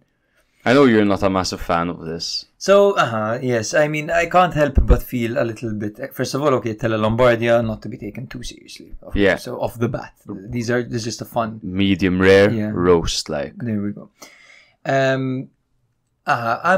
I can't help but feel excited about Conte because when there is Conte, there is silverware. It's as simple as that, right? What I do worry about is the long-term future and how he would approach the job. Because Milan right now are on a course of sustainability. And I'm 100% sure, don't get me wrong, that the owners will prioritize sustainability before anything else. They're not going to bring in Conte, and because they're afraid of him walking out or him speaking too much to the press, they're going to just throw money at him and give him all the players he wants, despite their age and despite like how good or bad they'd be for the project. That's it. I just worry that the approach from the team would be that, man. Like, From the okay, so management. Milan's project is Milan's project, and It's long term. At the end of the day, what this might cause is Conte speaking negatively about the ambitions of the team to the public. That is what I fear, because Milan will tell him, no, you can't buy fucking Ashley Young. Stop asking us if you can buy Ashley Young. Like, no, we're not buying Moses. You know, no, you're not bringing Moses back to Italy, alright? Stop trying to bring Moses. He'll try to do this funky shit, and Milan won't let him, and he might complain to the media. And that will suck as a representative of such a prestigious club in Milan. But I disagree with you when it comes to the long-term effects that will have on players, because every team he's managed after he's left, the teams kept winning silverware. They kept on winning silverware. You look at Inter, you look at Juve, fuck the English teams, fuck Spurs, you know what I mean, even though they're quite good under Postecoglou now. But my point is, he creates champions. He creates players with winning mentalities. That Inter team of right now, how many of those players do you think have that winning mentality because of Simone Inzaghi? A few of them. How many of them have that winning fucking mentality because of Conte? A bunch of them. Because he creates fucking champions. Yes. And yes, he might leave after 3 years, and guess what? Milan will have a bit more silverware to their name. They'll have players with bigger desire, and he would have set Milan up for another successful 5 years. The pull power will be stronger, it'll be there again, and the players that are introduced to the team will be surrounded by players who know how to play in a system. Yes. I wonder how he'll approach the job. I'm sure that he's gonna bring that mentality. He'll introduce that mentality to the squad just like Zlatan did, you know what I mean? Zlatan's arrival was a turning point. He turned the boys into men. And I think Conte will turn men into animals now, if he does come. I can't help but feel, though, that I would want a manager that would last longer than Conte. You know, I'd much rather get like a Thiago Motta type, I think, that you can actually build the project around and develop slowly, you know what I mean, like a 5-year thing. Conte won't spend 5 years. Conte will do 2-3 years maximum. Yes. You know what I mean? But also you're in those 2-3 you're hoping years, for Sir Alex Ferguson, like you're hoping to wake up to a blowjob every morning. You want a jacuzzi inside your room, like bro. Well, Thiago Motta's the equivalent of a jacuzzi in my room and the blowjob in the morning. That's what you're telling me. Motta is the coach of fucking Bologna, dude. Jake. Milan have just had 4 years of Pioli. Milan have had that manager that is going to create somewhat of a winning mentality in this team and to cater for that project. However, through steps towards success. Sometimes you need to bring in a Mourinho. Sometimes you need to bring in a Conte. Mourinho, sure. Again, but you know what the thing is, man. With So Conte, Mourinho and not Conte? Yes, because simply, I like knockout competitions. I like to play on all fronts. One of my biggest problems with Conte is his fucking terrible record in knockout competitions. In the Champions League. It's shit. Yes, it's shit. It's terrible. He'll win you the league, yes, but he won't even compete in the Champions League. I love the league. Alright, I'm not going to say which one's more important. But Jake, again, Inter just made the Champions League finals 2 years after having Conte as their manager. Yeah.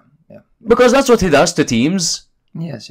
That's what he does to individuals. He gets the best. And also, another point, Calabria. He's not going to play right wing back for Conte. You can forget it. That's going to be Musa. That's going to be Terracciano. That's going to be... Why? So because Calabria, his qualities for a very intense system that Conte plays with down the wings, I think Theo's perfect for it. I think Calabria might always be a step or two behind play, I fear. But he might transform him entirely. Yes, but this is an example I'm giving. Don't take it too literally. But he'll play him right centre back, and guess what? We would find out that Calabria was born to be right centre back at a 3 at the back, because Conte knows how to get the best out of his players, and he finds where they should play. Yes. Now again, Conte, are we talking like 3-5-2 strictly? Does he do? He does 3-4-3, right? He does 3-4-3. 3-4-3 would be okay with me. He does 3-5-2 as well. 3-5-2. Might doesn't work for Milan. Because you have Leao playing up front, which totally negates what he's all about, in my opinion. 3-4-3 would be pretty solid. 3-4-3 is and you know ideal. what, man? If Milan bring in Conte, the last thing I'm gonna do is complain, because that means that they're spending money on a manager. That means that they're putting everything on the line for a trophy, and you can't be mad at that. You know, it's just that as a Milan fan myself, I've grown to view Conte as the enemy. He's the devil. Conte is the enemy. Conte is the devil. Conte is the man on Juve's touchline. Conte is the man on Inter's side. Conte is the man coming on in the 2003 Champions League final for Juve and almost scoring against Milan. Now, can we stop? Because I feel like I'm cheating on Pioli right now. Yes. Because Pioli is still the manager and he has done wonders for Milan. We're talking about it the other day, how before Pioli was Gianpaolo, before Gianpaolo was Gattuso, before Gattuso was Montella. There was that entire fucking period. So respect to Pioli always. Yeah, he changed it around for Milan, but yeah. Nice to see as well, bro, by the way, Bologna coming back after 2 L's in a row. Yes. They recovered. Draw away to Milan is something I'm sure they'll take, especially with a penalty at the death. Milan currently stand in 3rd with 46 points, while Bologna are down in 8th with 33 points. Atalanta 2, Udinese 0, Miblelan. Atalanta were scheduled to play Inter in Matchday 21. So they didn't play Matchday 21, but before that they did beat Frosinone 5-0. Udinese were coming off a 3-2 home loss against Milan. The previous encounter between these two sides was a 1-1 draw in Udinese Stadium in Udine. Ladea missed Koopmeiners and Hien, with Ademola Lookman at the African Cup of Nations. The Friulani were still without Yaka Bijol, Delafeu, Davis and Ebosse, but despite 1 point from 3 rounds, had held Fiorentina and only narrowly lost to Lazio and Milan. Neuen Perez was making his last appearance for Udinese before the €18 million transfer to Napoli. For Atalanta, it was the 3-4-2-1 formation with Carnesecchi in goal and a backline of Kolasinac, Jim City and Scalvini, Ruggeri out on the left, Home out on the right with Daron and Ederson in the double pivot, De Ketelare and Miranchuk surrounded Scamacca. It was a 3-5-1-1 formation for Udinese with Okoye in goal and a backline of Ferreira, Neuen Perez and Christensen, Ebosele on the right, Kamara on the left and a midfield three of Sandy Lovrich, Wallace and Samardzic. Thuvam played behind Lucca. Now Atalanta started the game off playing beautiful attacking football and had notable chances from Scamacca and Scalvini after great passages of swift offensive play. In the 33rd minute, Atalanta opened the scoring after another great passage of play, switching up rapidly. De Ketelare did well to pull back for Miranchuk, who finished into the far post despite somewhat mishitting the shot. 2 minutes later, Udinese almost instantly hit back after Thuvam played a great through pass to Ebosele, but Carnesecchi pulled off a great save with his extended leg. In the 43rd minute, Carnesecchi once again did well to stand firm and deny a powerful strike by Samardzic at his near post. In the 46th minute, still in the first half, Holmes' long throw into the box was knocked down by Charles De Ketelare to Scamacca, who finished expertly into the far corner with power and precision. In the 55th minute, Okoye denied what would have been one of the goals of the season, a home acrobatic volley following a deep cross by Charles De Ketelare. But that was the game. Atalanta played lovely football despite obviously missing Koopmeiners, and I mean, a special shout out does go to Miranchuk for filling in those boots and always looking so impressive when he's on the pitch. He's silky. He's very, very good. They were quite wasteful from the get-go, Atalanta, of course. Scamacca, I feel like, was quite wasteful before he got his goal towards the end of the first half, was it? I believe? Yes, towards the end of the first half. Because I remember writing on my phone that Scamacca needs to add some bulk to his game as well. Yeah. Because he gets shoved quite easily off the ball. I know that he's not really that hold-up play type of demon, you know. He's more mobile than that.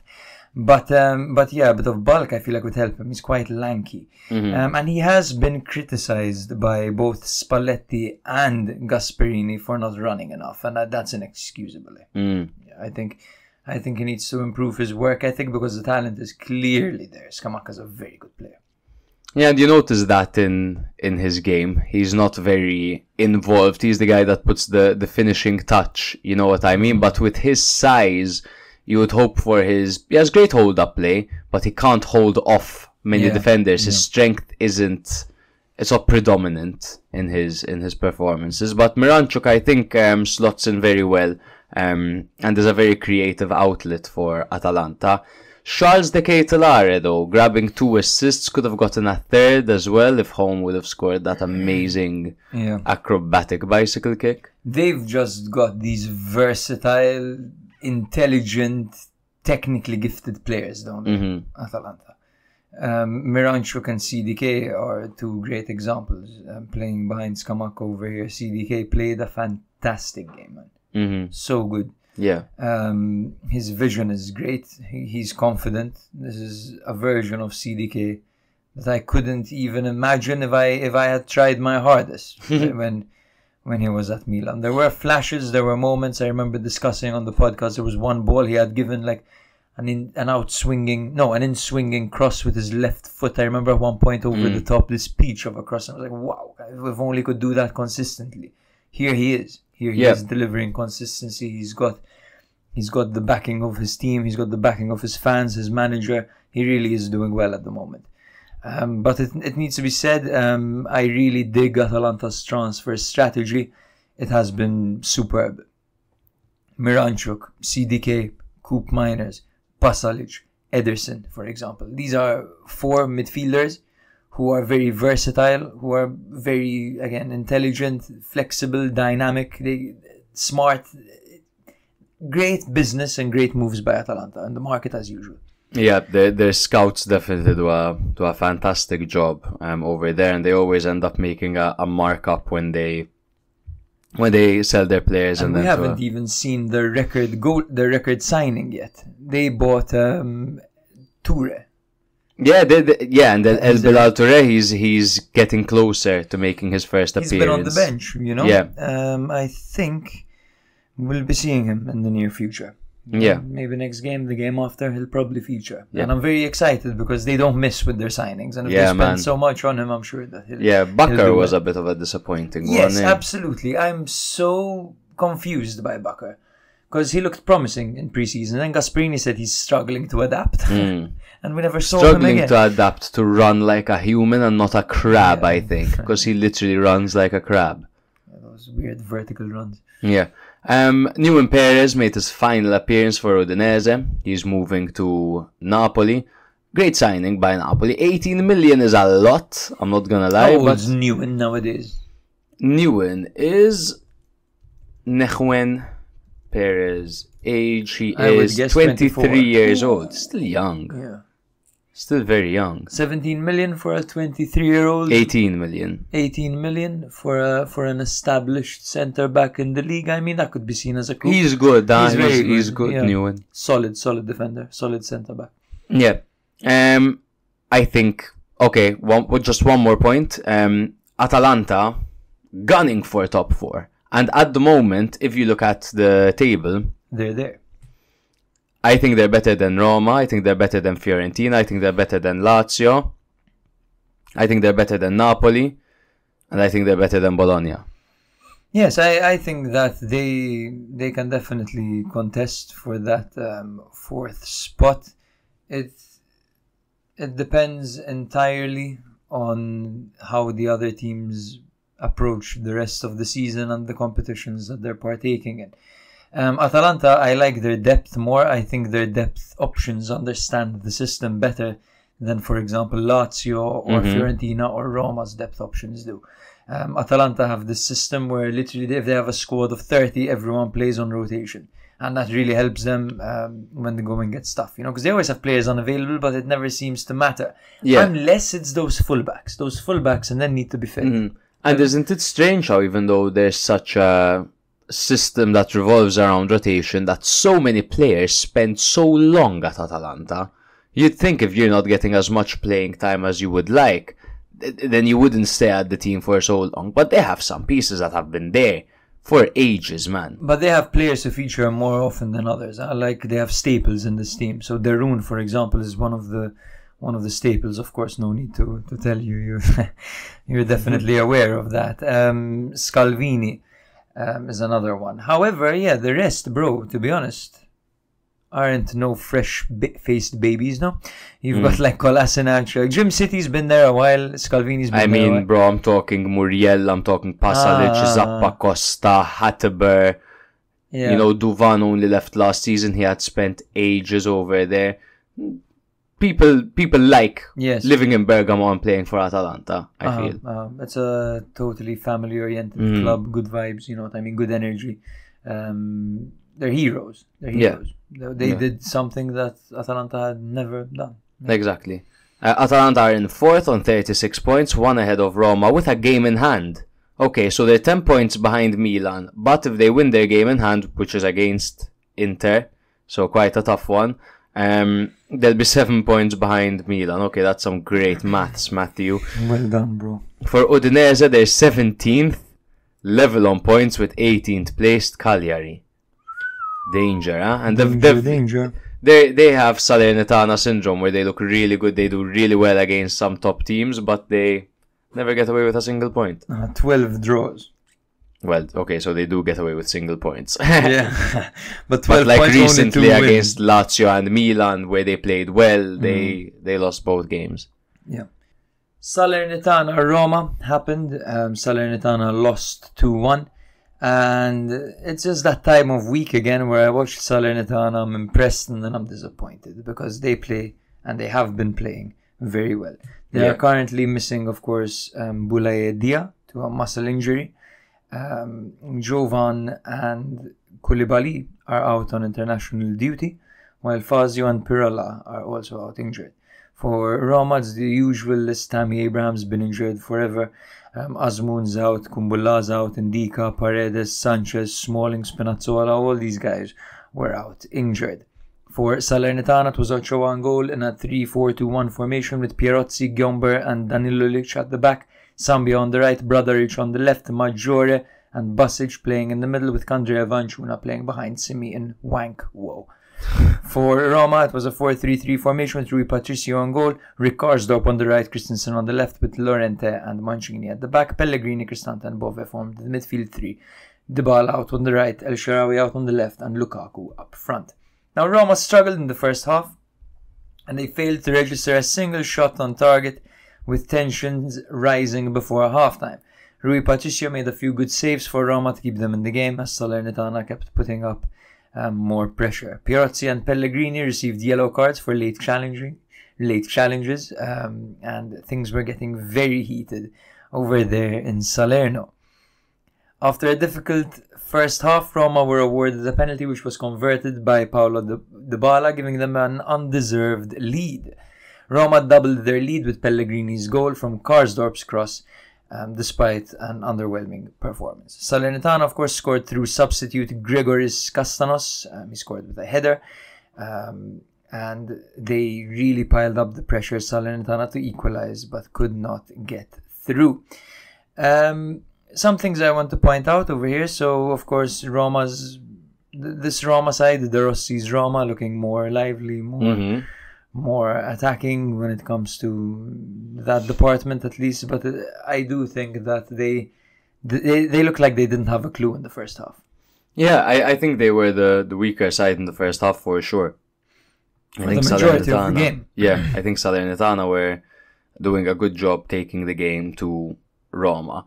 7 shots on goal for Salernitana with 1 goal. Jesus, and Roma took 2 shots on goal with 2 goals. Yeah, they've been super unlucky, Salernitana. And at the moment, despite them losing all these games and getting so close, it's always the same. They always get close and they always give their opponents a tough game. They're consistent in that regard.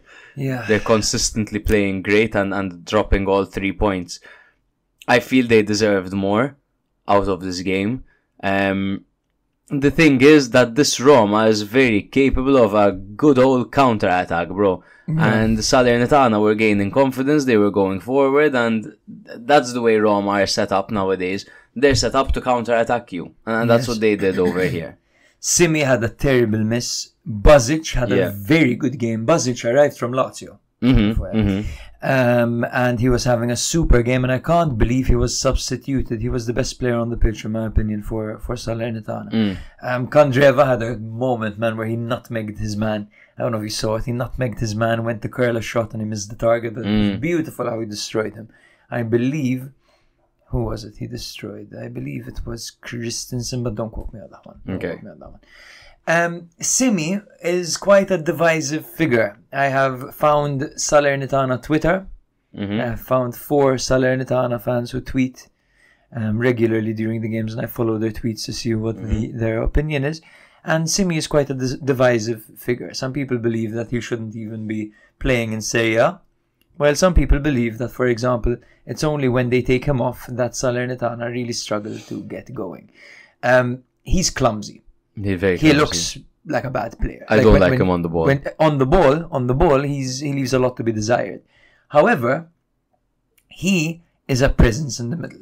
He pulls his man. If you look at the goal of Castanos, Simi's pulling the man out of the way. Yeah. If you look at a lot of the play that Salernitana do, a lot of the progressive play goes through Simi, even if he drops in for a 1-2, or if he literally opens up space in the wing with a run. Yeah, even if they're defending like he was doing against Lazio, he was man-marking Rovella. He made his life fucking hell. And this was a fucking player who rejected many offers from Turkey. He was on his way out, Simi. Simi had been he had been exiled, rather, by Sousa. He hadn't even been considered for contention. Yeah. Okay, Simi might not be the best option, but I'm sorry, Ikwumezi coming on, then suddenly you lose the aerial prowess of Simi. You know, they were launching balls up over the top to Ikwumezi, and he wasn't winning any of them. I mean, ideally you'd have someone like Boulaye Dia up front, you know what I mean, who could kind of do both those things. Yeah, he's a good presence to have on the pitch. I thought he was having a good first half, but then there's a situation where he had somewhat of a free header. Yeah, man. His size... Fucking put that in the back of it. At least get it on target. It was the technique was off completely. It was rubbish, man. Yeah, it was rubbish. So I don't rate Simi too much in that regard. I think he can put in systematically. Systematically, he could be somewhat of an asset to a team that's trying not to be lost. You know, like Salernitana. Yeah. But look, I like the mold they have over here. Imagine Dia in this team. Okay, so you have. This midfield's nice with Bazic and Maggiore. I like that. Bradaric has really improved, and on the right you have Sambia, who's dependable. He can do a good job. I like Chuana a lot. Chuana is playing alongside Kandreva behind the striker who could be Boulaye Dia. Yeah. That's very interesting. Boateng has arrived for his medical. So pop Boateng in the back. So you have Danilo Lic, Pierozzi, Gyomber, and Boateng. You can play any 3 of those, right? This team isn't bad, man. It's not bad. I don't want to get too excited about Boateng because we haven't seen him play top flight football for ages, and he was constantly being criticized where he was. So I don't want Serie A to bring in a player that's washed and we get overly excited about him. Like we did for Nani. Like we did for Nani. Yeah, what was the name of that episode? What did we name it? A Star in Venice. A Star in Venice. A Star is Born. A Star is Born is Lady Gaga. Yeah. A Star is Born, Nani. A star in Venice. Yeah, man. Roma continue to do well, basically, with De Rossi. That's 6 points out of a possible 6, while Salernitana continue to struggle, and Inzaghi's in-game management continues to fall. Pellegrini, 2 goals in 2 games under De Rossi, yeah? Yes, he's doing well. He's living vicariously through Pellegrini. Okay, Mourinho, you see? He's good. He's good, all right. Yeah, Roma are in 5th with 35 points, while Salernitana are in 20th with 12 points. Cagliari 1, Torino 2, in what was a very emotional match. The girls were like, why is everyone crying? We're like, yeah, Riva died. So I have a few quotes from this one, bro. Yes? Yes, the girls have Petagna on Fantacalcio, but they had no idea what he looked like. And at one point, at the end of the first half, it got the stats sheet, you know? Yeah. And it got Duvan Zapata on the left and Andrea Petagna on the right. Not a great picture. Not a great picture of Petagna at all. My girlfriend looks at the screen and goes, "That's him, yeah!" Yeah is ew, like. That's him. In the first half, also, Makumbu got the ball, and you know how Makumbu plays football. He starts fucking doing needless step overs. He has a hilarious play style. And it was one of the first observations I made when I watched Cagliari this season. It was Makumbu plays a very weird brand of football. He got the ball, he did like 3 step overs, and suddenly Sarah from behind me, "Whoa! What the hell was that?" Like, I see you've met Makumbu. But yeah, that's it. Those are my notes. Yeah. Cagliari coming off a 3-1 loss to Frosinone. Torino didn't play match day 21. Their last game was a 0-0 draw to Genoa. The previous encounter was Torino 0, Cagliari 0. This was an emotional evening as Cagliari legend Riva died on Monday and was commemorated, that's a word, Jesus, commemorated with flags, video clips of his 1970 Scudetto success here, and the jerseys had his iconic 11 on the chest. It was very emotional. The Sardinians were without Oristano, Mancosu, Shomorodov and Rog, while Zito Luvumbo was at the African Cup of Nations, Toro, Mistradonic, Sopi, Gigi and Shures. It was a 3-4-2-1 formation for Cagliari, Scuffè in goal on the backline of Hatzidiakos, Dossena and Vietesca, Azio on the left, Zappa on the right, Sulemana and Makumbu in the double pivot, Yankto and Hernandez playing behind Petagna. It was a 3-4-3 formation for Torino with Vanya in goal on the backline of Tamez, Bongiorno and Rodriguez, Bellanova on the right, Lazaro on the left, and Linetti and Ricci in double pivot with Vlasic and Zapata flanking Sanabria. That must be wrong. Vlasic playing behind Sanabria and Zapata. That has to be it. Okay, so early on, Ibrahim Sulemana sprained his ankle and tried twice to come back on after treatment before he was forced to make way for Matteo Prati early on. In the 23rd minute, Torino opened the scoring after Bellanova carried the ball down the wing very well, playing a 1-2 with Vlasic. Then he squared the ball into Duvan, who slid in and finished, making it 1-0. In the 28th minute, Scuffè pulled off an excellent save to deny a Sanabria header after an in-swinging cross. In the 35th minute, Yankto had a good opportunity to equalise, but his strike was weak and straight at Vanya. Then in the 40th minute, Zapata did well to break through the line of defence all by himself like a big boy, only to be denied by Scuffè, who stood his ground and made himself large. 1 minute greater, there was another great stop by Scuffè, scooping a potential own goal off the line, regaining his position well. In the 48th minute, still in the first half, Ricci nutmegged a player down the wing before cutting in, beating another man at the edge of the area, and had he produced a better finish, this could have been one of our goals of the week. However, his centre strike was misjudged by Scuffè, and the ball rolled in through his legs. That's Ricci's first goal of the season. In the second half, in the 47th minute, Scuffè pulled off another great save on Zapata. In the 76th minute, our goal of the week occurred, where Viola unleashed a powerful curler from an angle, leaving Vanya rooted to the spot. In his celebration, he held up the number 11, paying homage to Riva. Then, in the 96th minute, Sazonov made a desperate block on Lapadula. Then, from the resulting corner, a Dossena header redirected by Lapadula had to be practically cleared off the line again by Sazonov. So, it could have been another fantastic comeback by Cagliari, but unfortunately, it was not. I want to talk a bit about Scuffè, because before that blunder, because, let's be real, it was a blunder, it was totally savable, it went through his legs. He had a great game, huh? He had a fantastic game. He's shown that he's a very dependable goalkeeper. He's been very good. Also interesting that you mentioned Sazonov. Yes. For those of you wondering, who the hell? This guy is a 21-year-old Georgian defender. He wears the number 15 for Torino, and he is right-footed. He came from Dynamo Moscow, and he's previously played with St. Petersburg too. Cool. In an attempt to win the game, Cagliari made a tactical switch at half-time, transitioning from a 3-4-2-1 formation to a more attacking 4-3-1-2 setup. This saw Viola introduced as a trequartista, adding some more creativity and support to the attacking duo of Pavoletti and Petagna.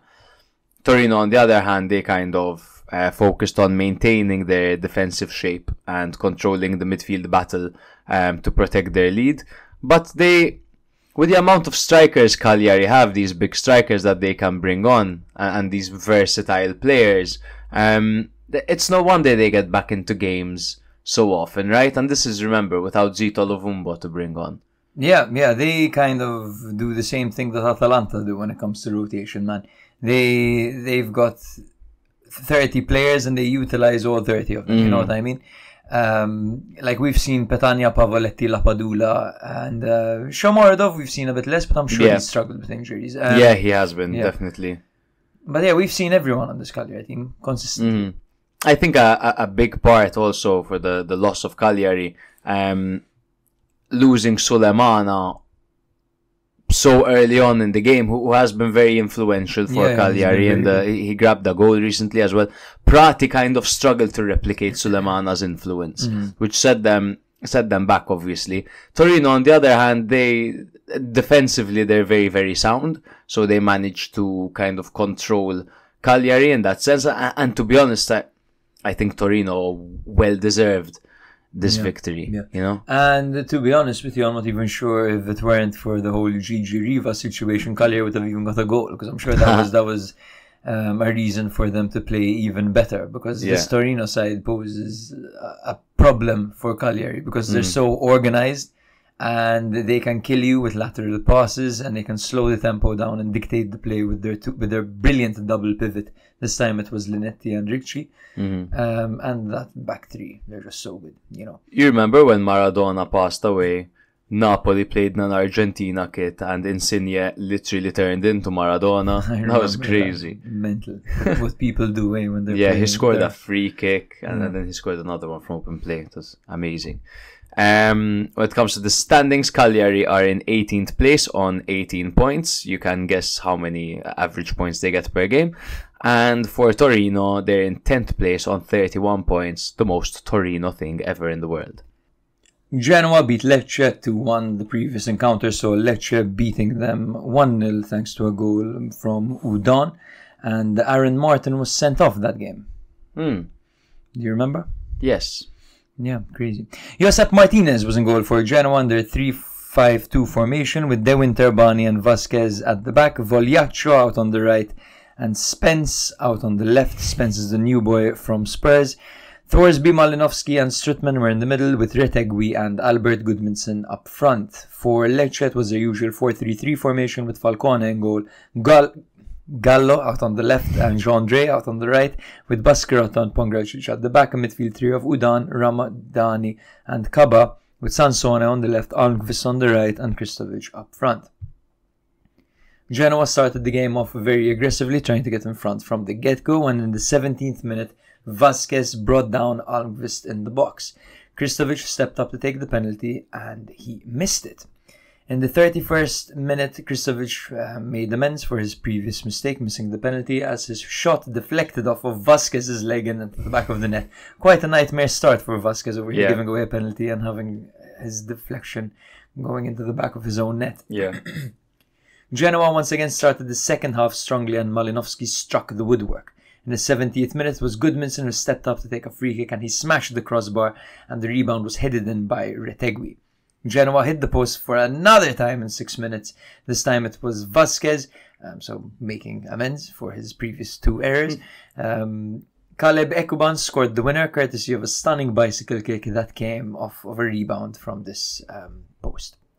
So yeah, that was 2-1. Genoa continue to impress, in my opinion. They show that they're a very organized side that know how to grind out results.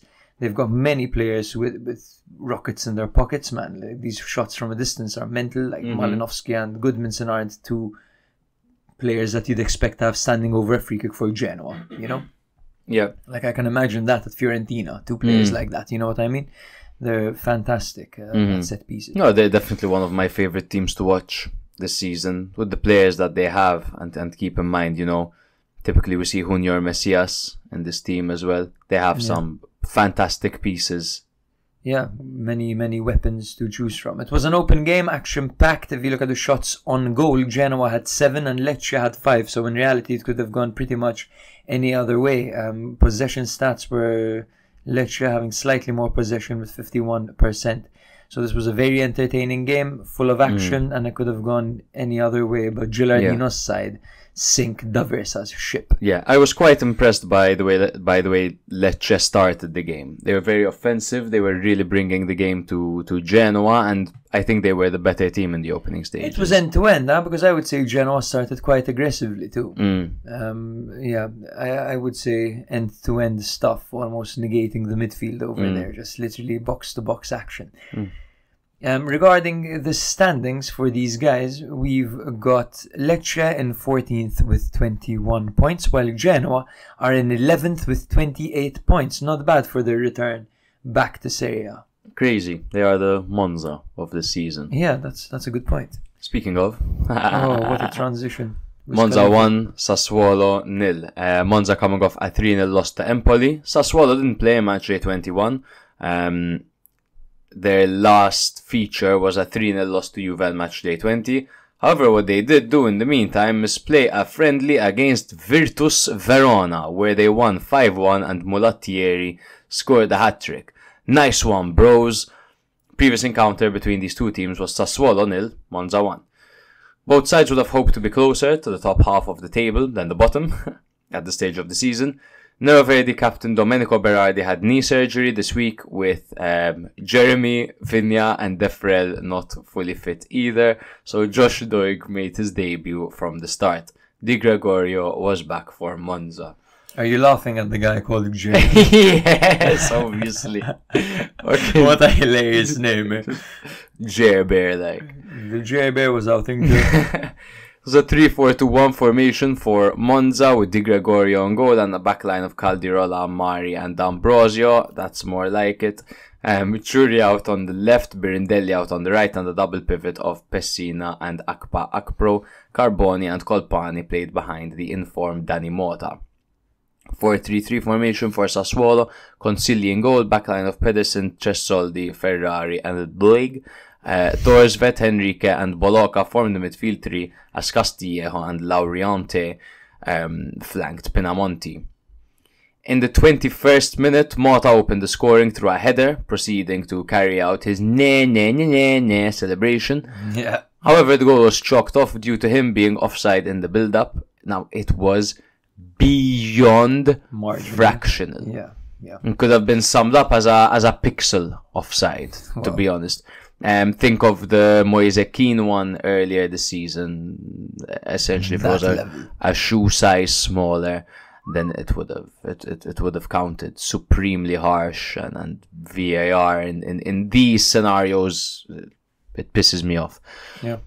In the 28th minute, Torsvet rattled the frame of the goal with a powerful low strike from outside the area. In the 30th minute, Colpani scored. He is back. Mota beat two defenders and pulled back from the byline to Colpani, who took a touch to give himself space and drilled the snooker shot in from a tricky angle.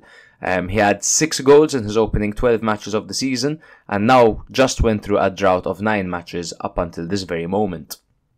In the 48th minute, Carboni broke away well, but his angled shot drove just wide. And actually, this is interesting. There were some worrying moments when play was halted for several minutes. In fact, there were 9 minutes of additional time, which made you think the game was crazy, but it wasn't crazy. What actually happened was that a Sassuolo supporter slipped and hurt himself and received treatment from ambulance staff. Kid. It was fucking bad, apparently. Yeah. Yeah. Was it one of the child supporters of Sassuolo or an adult one? I mean, what do you think, statistically? So it's probably a child, statistically. It's probably a child or an opposition fan. Like, find a 50-plus-year-old that supports Sassuolo. I think it might be tough. Don't know how long they've been around for. You remember when we went to the stadium and there was that one guy who looked at us and was like, good. Like he was like proud that we're wearing Sassuolo. He worked at the stadium. He worked at the Mape. Look at our international reach, foreign fans. Hey. Well, I don't think he thought we were foreign. When we're in Italy, no one thinks we're foreign. Like. That's true. Now, Andrea Colpani. He scored. Great! Yeah, he's back. It had been a while since he had scored, and this should help his confidence. For Monza, the important thing this game was to get all 3 points after they've been getting smashed by everyone. And on top of that, they got a clean sheet as well, which is more than they could have hoped to get, to be honest. They should be very happy about that. Yeah, definitely. What do you make about that controversial VAR decision? Now I know offside is offside and onside is onside, but when it's a pixel, bro. When it's a pixel. It could be a pixel, it could be an amoeba offside. I don't give a fuck, bro. Off. No way. Yes, man. No way. Yes, there's no way. It's either offside or it's onside. Statistically, it's a line. It's a line. You draw a line. You're a fucking idiot, man. If the fucking striker is ahead of the line, offside. It doesn't matter if it's a hair, it doesn't matter if it's an arm. What? Offside. Doesn't matter if it's hair. Doesn't matter if it's a hair. If my fringe. Yes, you can score with your fringe. Look at that. Can I score with my fringe? So voluminous. No, bro. God. Look, I think the real answer to that question is it's annoying, isn't it? When a goal is cancelled off. It's ridiculous, man. It's ridiculous. Yes, I am leaning towards Wenger's law nowadays. Yes. I like that. I like the Wenger's fact that the striker is kind of protected in the sense that as long as he's in line with the defender and not completely cut out, he's onside. That would change the game completely, though. Low blocks would become crazy. Yeah, I agree. I think moving forward that it should be implemented. Wenger's law. We're making it sound like it's some kind of chemistry or physics foundation. But yeah, I think that should be the way forward, and I think something has to be done about these super marginal calls because it's killing the game. Like if you have literally a stud offside, there is absolutely no way you should be calling that as an offside. It's far too harsh. The striker would have done everything to stay onside. In that case, the rule needs revising, absolutely. I do agree with you that these fine margins are very annoying and they do take a bit of the enjoyment out of the game because Keane's goal, for example, was ridiculous. This one was ridiculous as well. However, the way the rule currently is, this is the only way. This is the only fair way, you know. If it's slightly offside, it's offside. And you know what? The black on white nature can be appreciated in the sense that it's either fucking offside or it isn't, and there's no room for interpretation and any favorable call. So that can be appreciated, but it's just horrible seeing goals like this getting chalked off. When it comes to where these teams stand in the table, winning myself some time, Monza are in 12th on 28 points, whilst Sassuolo find themselves in 15th on 19 points, just one away from the relegation zone. Verona also played Frosinone and it came 1-1. Surprise to absolutely nobody. These games always end in 1-1, apart from the previous encounter, which saw Frosinone beating them 2-1. Quite convincingly, Reiner and Sule got the first 2 goals and then Juric scored a consolation goal late on. Fun fact, did you know that Dembasek has joined Frosinone? No, I didn't know that Dembasek joined Frosinone. He's there. I found out while watching this game. Frosinone also play an interesting 4-2-2-2 formation. Verona play a 4-2-2-2 formation. That's my bad. I kill you with 4-2-2-2 on FIFA. Ever since the departures have happened, this is what they have opted for. And it's funny when you see it on paper because it looks like there's this massive hole in the middle. But it's not really the case in play. Montepò was in goal. Chachua was out on the right. God bless me. Juan Cabal was out on the left with Davidovic and Magnani at the back. Duda and Serdar were the midfield 2. The farthest midfield 2. Then the middle midfield 2 were Suslov and Lazovic. And the forward 2 were Noslin and Folarunshaw in their 4-2-2-2 formation. Noslin. Diani Noslin. I prepared player profiles on all these guys, but I don't think we're going to have time to go through them, but I will address them. This is a race against time, like. Demba Sex started out wide for Frosinone, as I'm going to read the lineups Luke Mintoff style backwards. Kyle George was up front with Sule out on the right. Turati was in goal. What's he doing? He's gone to the goalkeeper now. Brescianini was on the left. Kelly was out on the right with Okoli and Romagnoli as the defensive partnership with Burabia, Berenchea and Harui in the midfield three. Now, the first half saw Lazovic nearly becoming the hero with an impressive half volley, but it hit the top of the net. Mehdi Burabia fouled Tiani Noslin, leading to a penalty. Andre Duda stepped up, but it was saved by Stefano Turati. Before halftime, Burabia committed a handball, leading to another penalty for Verona. This time, Tomas Suslov converted, giving Verona a 1-0 lead. The second half kicked off, and Caio Jorge scored from a corner after Harui's shot was parried, and he equalized, of course, to make it 1-1. After the equalizer, both teams lacked composure to take the initiative. Hellas were relieved, to be honest, to be above the relegation line after this game. Now, apart from the game itself, to be honest, it wasn't really... It was quite an action-packed game of football, to be honest. We saw quite a few shots on target, 5 for Verona, 6 for Frosinone, you know, a decent amount of expected goals. Granted, of course, there were 2 penalties to take into consideration. Maybe without that, Verona wouldn't have really had much of an XG. But yeah, overall, I think this game had draw written all over it, and that's what eventually played out. Just to tell you who Hellas Verona are playing with nowadays, they're playing a guy called Tiani Noslin up front. He arrived from a team called Sittard for 3 million. No idea where Sittard are from. It's Sittard.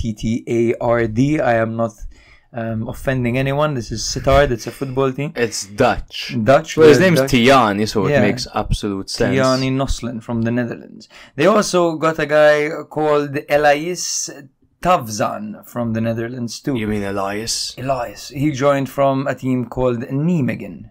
I'm probably destroying all these.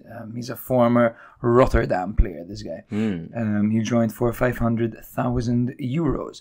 Another guy, they've got a Portuguese guy called Ruben Vinagre. He joined from Sporting. He was actually owned by Verona, loaned out to Sporting, and he's come back from his loan. He's 24 years old. Portuguese defender. Vinagre. There's no way that's how you say it. They also have a guy called Daniel Silva. He's a midfielder who joined from Victoria Guimarães for 2 million. And a guy called Juan Manuel Cruz, who joined from Banfield as a free agent.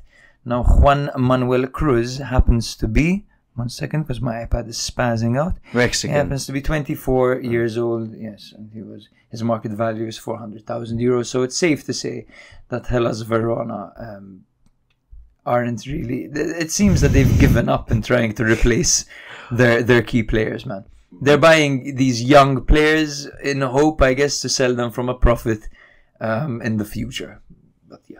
That's the saddest transfer market I've ever heard. You look, honestly, your energy shifted, bro. My life, bro. Did you hear what you were just saying?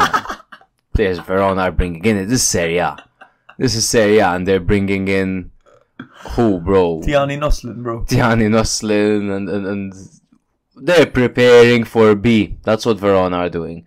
Verona are preparing for B. I'm not too sure. Huh? We'll see. Because I think they still obviously aspire to stay afloat. It's just so weird that these are the moves they made. I mean, the manager, the players, they aspire to stay afloat. You see it in the way they play as well. Yeah, they play very well. But there is unfortunately the reality that the club, the business side of it, they're in trouble. Yeah. They're in significant trouble. Absolutely, bro. Shall we call it a day? First, tell our lovely, beautiful listeners where they stand in the table, and then I will remind our listeners that Duda, who missed a penalty, his name actually translated in Maltese means Willy. This is just to remind you guys in case you missed the episode where we said it. It means small Willy. It means small Willy. Yeah. So when we say Duda, just appreciate the fact that we're not laughing our asses off. Hellas Verona are in 16th with 18 points, while Frosinone are in 13th with 23 points. One thing that we didn't mention is when we were at the bar watching Milan, one of the girls said, Salamakers is with Bologna, how embarrassing. And Chiara also called the post the pole. Yes, I forgot about that. Yeah. I was hoping you wouldn't say any of the cringe ones from my girlfriend. I have a note here as well that I forgot to mention. Sassuolo were absolutely disgusting at the end of the game as they gave up. They played a ball through at the end to the Sassuolo number 23. He would have been clean through on goal, but he was flat-footed, man. There was an element of, honestly, they'd literally given up towards the end of the game, Sassuolo. Their work ethic is fucked. And also one more thing we didn't mention. Jesus, Marin, bro, we have 30 seconds honestly, left. this is perfect. Marin came on at the end of the Juve Empoli game specifically to take a free kick. There was only time for one action, and he sent it into the stands, bro. It was hilarious. The most anticlimactic ending to a game I've ever seen in my life. Thank you. Good night.